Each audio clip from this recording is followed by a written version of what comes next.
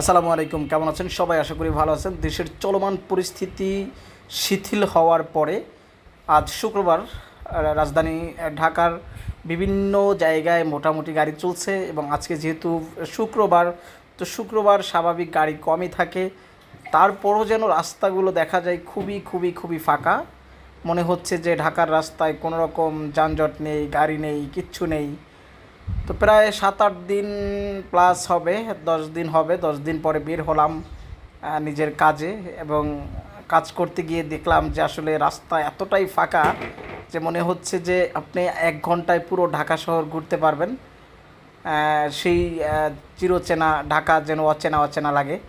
হ্যাঁ, খুবই সুন্দর পরিবেশ, শিথিল সব কিছু, সব কিছু। আকাশটা দেখেন খুব সুন্দর, সব কিছু মিলিয়ে খুবই ভালো লাগছিল, খুবই অসাধারণ লাগছিল।